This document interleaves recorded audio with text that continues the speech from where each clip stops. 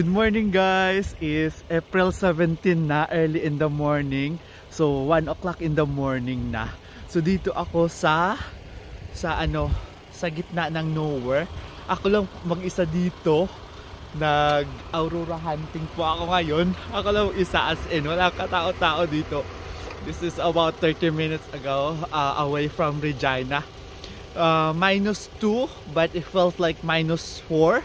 So yeah, galing pa ako ng morning tsaka evening shift. So I worked like 14 hours today.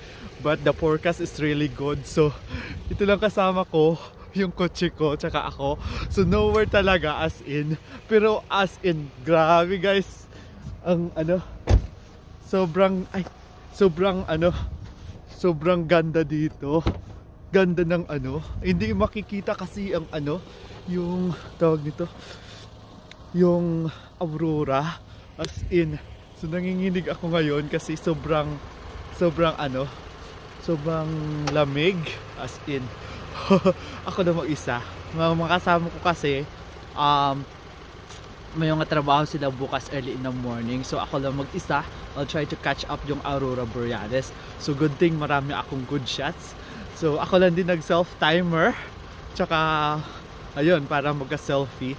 So as in, nanginginig na ako. So I started to drive here around 12 o'clock. So it's already 1 o'clock in the morning na. So April 17. Shout out to Boy Shupao TV and Ilonggong Hamog. Please subscribe their channel. As in, nalalamig na ako. Pero sige, for the vlog. Ayan. So as in, ayan po yung downtown ng Regina, yung may ilaw. Ayan. So ayun. So mamaya po, after siguro an hour, uuwi na po ako kasi ako lang nag-iisa dito, as in. Wala dito si Maria Labo, si Aurora lang dito. Ayan. So guys, continue to subscribe yung channel ko, Bukidman Ilonggo. Ayan po. Ayan. As in, ang lamig. First time kong mag-witness ng isa dito na makikita ko talaga gumagalaw si Aurora, tsaka yung tawag nito, yung formation niya, as in, ang sobrang ganda. Dito lang yan po sa Regina, Saskatchewan. 1 o'clock in the morning po. Ayan. Ayan. Nanginginig na po. Ayan po. Ganon po ako ka-adik kay Aurora. Parang sinisipon na ako Ayan. So ganun po tayo. Ayan. So ayan. So walang katao-tao dito sa liblib na lugar. Ayan, malamig, as in. So ayan guys, continue lang ako kaya as in. So ako lang mag-isa. Kamusta kayo guys? Ayan. Kung gusto nyo po mag-pictorial, kasama ako next time sa kung gusto nyo kumuha ako ng picture nyo sa aurora borealis. So sige, pag-usapan natin yung rate. Alamig kasi, as in. Ayan po. So shout out po sa inyong lahat dyan. Saka i-upload ko po yung video ko para po makita nyo kung gaano kaganda yung aurora borealis.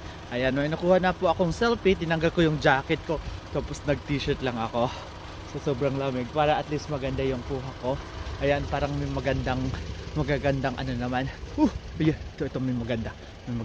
Kuha ko muna ng picture. Ayan guys, nakikita nyo yan. Ayan po yung aurora borealis. Ayan. Ayan. Ayan po siya, yung aurora.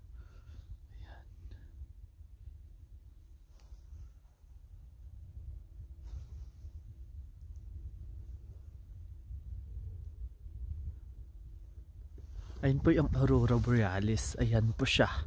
Ayan, makikita mo siya dito. Ayan. Tsaka yun yun. Yan. Yan po siya, yung aurora borealis. Ayan. So hindi siya makikita siya sa camera ko lang sa cellphone camera ko lang to. Ayan. Ayan siya, nagpo-formation siya. As in. Ayan makikita nyo sa langit. Ayan, hindi lang siya pero I'll give you a picture shot guys ng Aurora Borealis. Ayan, sobrang ganda. As in, ayan. Hello guys. Tapos na ako mag take ng mga pictures ng Aurora Borealis. So dalawang battery ko guys ng Sony ko lobat na.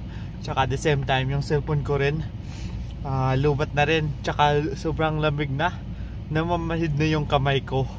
Tsaka 1:30 in the morning na. So uwi na ako kasi ako lang mag-isa dito.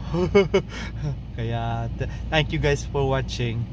Sana next time makasama ko kayo, tsaka ma-witness nyo yung kagandahan ng Aurora Borealis. Pasensya na kasi yung mukha ko frozen na rin, tsaka yung kamay ko sobrang na talaga, manhid na sa lamig. Hindi na kaya pa rin kasi para lang makakuha ng magandang pictures. Malakas pa sana si Aurora, kaso dalawang battery ko lobat na. So I'm using this camera, yung Sony A7 II with dalawa akong battery, tsaka yung yung lens is 17 to 28 mm, ganun po. So uwi na po ako, tsaka magpahinga na kasi galing ako ng 14 hours na shift this morning. Kaya ayan, hindi ko na maramdaman yung mukha ko, tsaka sinisipon na ako. So thank you guys for watching. Again, this is Bukidnon, Ilonggo.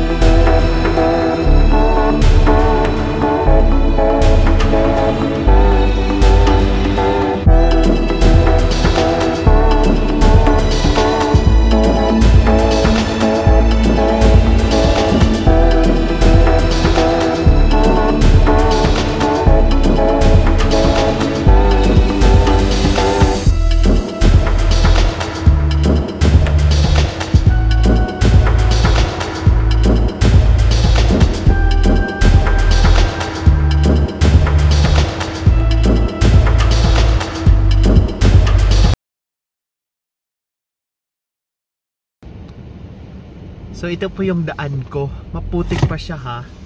Ayan. Ayan po yung daan natin. So dahan-dahan lang po tayo kasi ayan, maputik siya. So pauwi na po ako.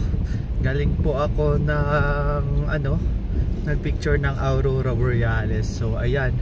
So medyo maputik, tsaka medyo malayo to. Ayan. Malayo to sa sa highway. Ayan po tayo. Ayan. So pauwi na po tayo sa bahay para makapagpahinga. Hindi na masyadong ma-open yung mouth ko kasi frozen na yung mukha ko. Ayan po. So yun po yung daan natin para lang makahanap tayo ng Aurora Borealis. Ayan. So medyo buti nga hindi masyadong hindi na masyadong maputik yung daan. Nag-dry out na siya kasi the other 2 days nag-snow po. So ayan. Ayan. Ito po yung daan natin. Ayan. So maganda pa sana. Kaso bye-bye Aurora. Ayan, rough road po yung dinadaanan natin para lang ayan, ang lakas doon ng putik sa likod ng kotse ko. Ayan, so dito tayo. Ayan, so ito po yung dadaanan natin. Ayan, malakas yung ugong ng rough road. Ayan, ay ba't wala na? Ayan, malakas yung ugong ng rough road.